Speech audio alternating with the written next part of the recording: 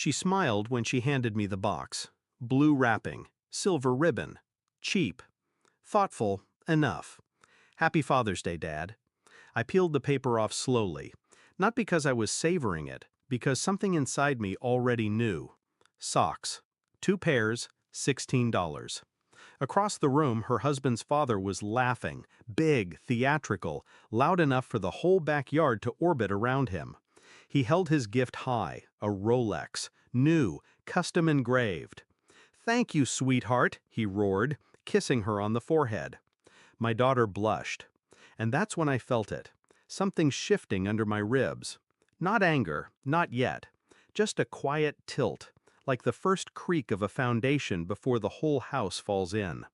I told myself it didn't matter, that she was an adult, married, successful, that maybe I hadn't been the best father in the world. I fed her, clothed her, bled her future, worked 2 jobs when her mother left, missed dates, birthdays, paychecks, never her recitals. I taught her to drive, sat outside in the car all night when she had her first heartbreak, paid off her student loans behind her back.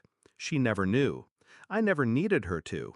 But that watch, $12,500, custom engraving, to the man who showed me what a father truly is. I read it when he passed it around. She didn't look at me when it reached my hands. Didn't need to. She knew I'd see it, that I'd swallow it, that I'd smile. I did.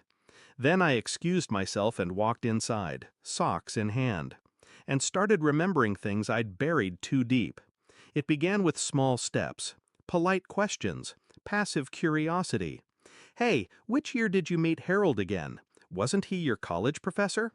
Little things, innocent, but her answers didn't match. Dates changed, timelines blurred. One lie tripped over another. So I dug deeper, quietly, strategically. I checked her birth certificate, not her name, the witnesses, a nurse, a doctor, and a man whose signature I didn't recognize. Not mine, Harold's. I found old photos in the attic. One of them stood out. My wife, pregnant, with Harold's hand resting just a bit too comfortably on her stomach. They weren't smiling at the camera. They were smiling at each other. I went back further. Letters, receipts, phone records. A pattern formed, one I had never seen because I never looked. She was never mine, not by blood, not by choice, only by obligation. And suddenly, the socks made perfect sense. I paid for the test out of pocket, had to get her hair discreetly, told her it was for a memory scrapbook. She laughed and handed over a lock. It came back 2 weeks later. Probability of paternity, 0%. I sat with that number in silence. No tears, no yelling. Just recognition. She had chosen Harold the way her mother had, and I had chosen blindness. That Sunday, I invited them all for dinner. Her husband, Harold, even my ex-wife. She raised an eyebrow when I asked, but agreed. I served steaks, her favorite wine, and when dessert was finished, I slid a manila envelope across the table. "Thought you'd want this," I said. She opened it.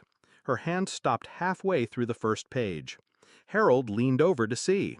My ex-wife turned pale. No one spoke. Not even me. The silence did all the talking. I stood slowly, took the envelope back. She tried to say something. Her lips moved, but nothing came. "You gave him a Rolex," I said. My voice was calm, level.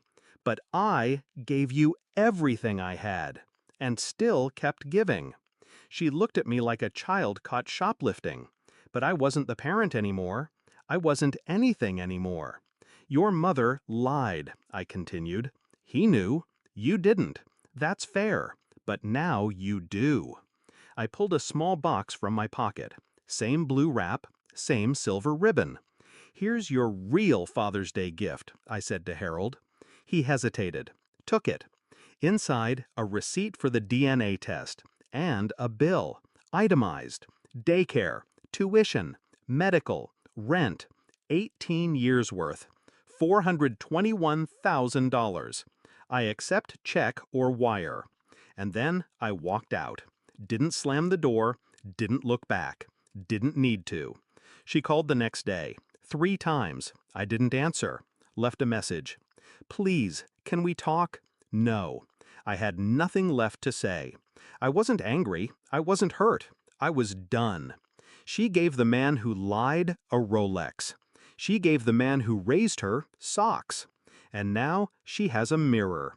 Let her sit with it. Let her see what I did. Sometimes blood doesn't make you a father, and silence doesn't make you weak.